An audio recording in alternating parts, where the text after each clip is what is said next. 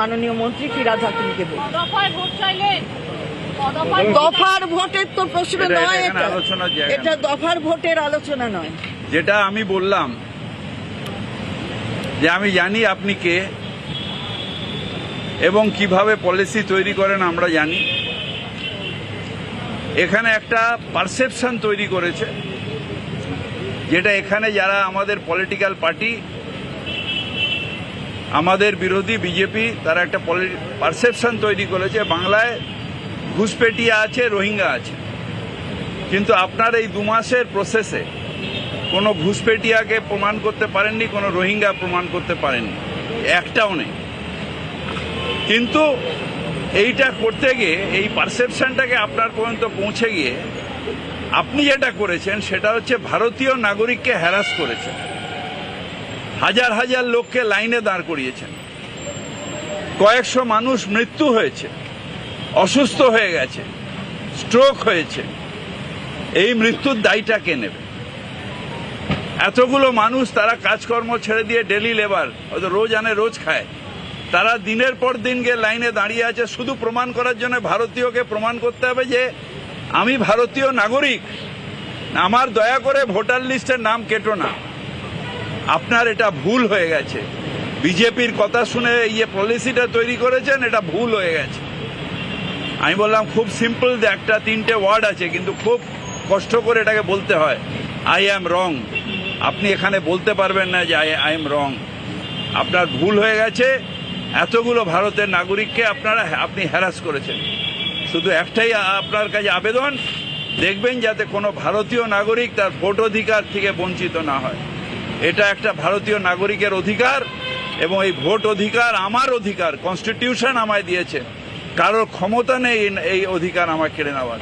যদি কেউ কেড়ে নেয় তাহলে ইলেকশন কমিশন পর্যন্ত আনকনস্টিটিউশনাল কাজ করছে।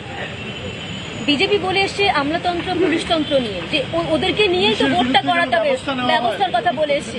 শোনেন, বিজেপির পায়ের তলায় মাটি নেই। ওই ভুল পারসেপশনের জন্য রোহিঙ্গা ঘুষপেটিয়া করে আজকে বাংলার সর্বনাশ করে দিয়েছে।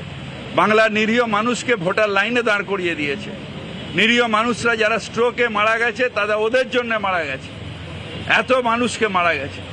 আজকে এক একটা কনস্টিটিউয়েন্সিতে, মুর্শিদাবাদের 3টে কনস্টিটিউয়েন্সিতে 1 লক্ষ মানুষকে অ্যাডজুডিকেশনে ফেলে দিয়েছে। এই যে অন্যায়গুলো করছে, এই যে পাপগুলো করছে, আমি ভারতের নাগরিক, আমাকে ছটপট করতে হবে যে আমি ভারতীয়, আমাকে ভোটের অধিকার কেড়ো না। এটা কে? কেন বিজেপি অধিকার কে দিয়েছে? বাবুদের রাগ হয়েছে, সুপ্রিম কোর্ট গেছে। আরে সুপ্রিম কোর্টে যাব, আমি ভারতের নাগরিক, আমার অধিকার আছে কোর্টে যাওয়ার। তুমি অন্যায় করবে, তুমি ভুল ভোটার কেটে দেবে, তার সুপ্রিম কোর্টে যাওয়ার আগে কতবার আপনার কাছে ডেলিগেশন গেছে তৃণমূল কংগ্রেসে। উনি বলছেন আধার কার্ড সুপ্রিম কোর্ট বলার পরে বলছে, সুপ্রিম কোর্ট বলে দিয়েছে যে ওটা আইডেন্টিটি। তা আপনি তো আইডেন্টিটি দেখবেন। আপনি কে মশাই যে সিটিজেনশিপটা আপনি দেখবেন যে কে সিটিজেন, কে সিটিজেন না, ভারতীয় নাগরিক। আপনি কি, আপনাকে আইন দিয়েছে? আমার আইডেন্টিটি আছে, আমি আমার আইডেন্টিটি, তাই সেটাই তো বলেছে, সেটাই তো বলে দেয়। আধারের আইনও তাই বলে দেয়। তা আপনি কি আমাদের বলে দেবেন আপনি নাগরিক, আমি নাগরিক, নাকি ববি হাকিম, ফিরাদ হাকিম নাগরিক? আপনার বলার অধিকার আছে। সেই আইন আপনাকে সেই পারমিশন দিয়েছে? আপনি তো সংবিধানের ঊর্ধ্বে উঠছেন। বিজেপিও বলছে যে আমরা 60 লক্ষের কথা বলিনি।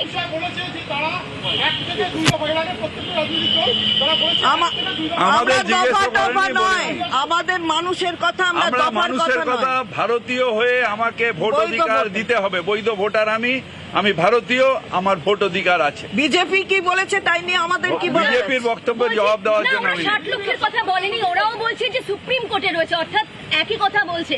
একই কথা তো বলবে, কারণ ওরা তোর লোক, একই কথা তো বলবে। ঠিক আছে, থ্যাংক ইউ।